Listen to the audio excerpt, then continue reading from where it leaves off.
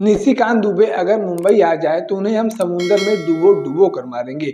कुछ ऐसा ही बयान मनसे प्रमुख राज ठाकरे के द्वारा दिया गया है। जी हां, जैसा आप सभी को पता है कि पिछले काफी दिनों से महाराष्ट्र में और खास तौर से मुंबई में भाषाई विवाद को लेकर विवाद होता हुआ नजर आ रहा है। सरकार के द्वारा एक फैसला लिया गया था कि हिंदी को अनिवार्य किया जाएगा, जिसको लेकर काफी विवाद हुआ था और लगातार हिंदी भाषी लोगों के साथ भी अभद्रता और दुर्व्यवहार की घटनाएं सामने आ रही हैं। ऐसे में सरकार ने अपना फैसला तो वापस ले लिया है, यानी कि जो सरकार के द्वारा फैसला किया गया था कि महाराष्ट्र के स्कूलों में हिंदी पढ़ाने की बाध्यता होगी या अनिवार्यता होगी, उसको वापस ले लिया गया है। लेकिन अभी भी भाषाई विवाद जो है वह थमने का नाम नहीं ले रहा है। भाषा विवाद को लेकर सियासत भी गरमाई हुई है। पिछले दिनों निशिकांत दुबे जो भारतीय जनता पार्टी के सांसद हैं, उनके द्वारा भी बयान दिया गया था और बताया गया था कि राज ठाकरे जैसे लोग अगर बिहार और झारखंड आ जाए, उत्तर प्रदेश आ जाए तो उन्हें हम पटक पटक कर मारेंगे। इस तरीके का कुछ बयान उनके द्वारा दिया गया था भाषाई विवाद को लेकर। उनके द्वारा कहा गया था कि महाराष्ट्र सिर्फ राज ठाकरे या उद्धव ठाकरे का नहीं है, यह पूरे भारत का है, हर किसी का है और जो चाहे वह अपनी मर्जी से वहाँ पर रह सकता है।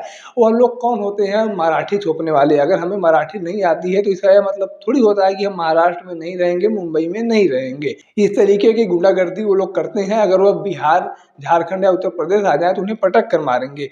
इस तरीके का बयान भाजपा सांसद निशिकांत दुबे के द्वारा दिया गया था।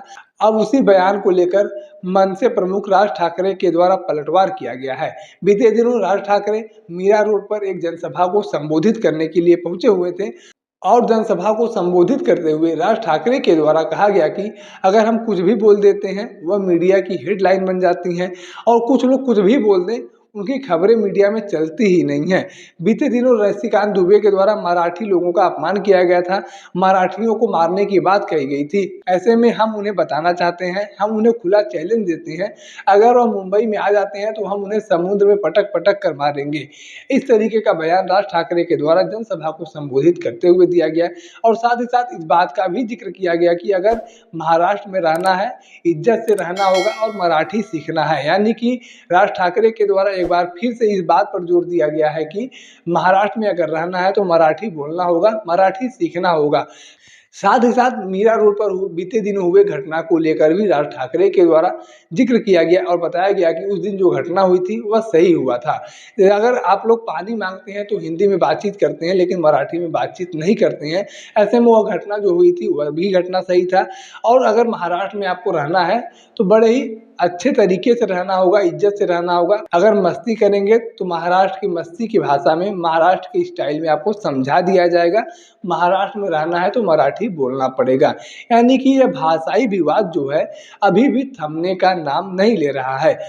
सरकार ने भले ही अपना फैसला वापस ले लिया हो, लेकिन महाराष्ट्र के स्थानीय नेता जो हैं वह लगातार मराठी भाषा को लेकर अग्रेसिव हैं और सीधे तौर पर निशिकांत दुबे को चैलेंज भी राज ठाकरे के द्वारा दिया गया है और कहा गया है कि महाराष्ट्र में आपकी सरकार है लेकिन आपकी सरकार एक कमरे के अंदर है, पूरे रास्ते पर हमारी सरकार चलती है। अगर आप लोग महाराष्ट्र में दिख जाएंगे तो आपको महाराष्ट्र के स्टाइल में समझा दिया जाएगा। यानी कि यूँ कहा जाए तो गलत नहीं होगा कि अब यह भाषाई विवाद इस स्तर पर पहुँच गया है कि एक नेता दूसरे नेता को सीधे तौर पर चैलेंज दे रहा है, मारने पीटने की बात कह रहा है।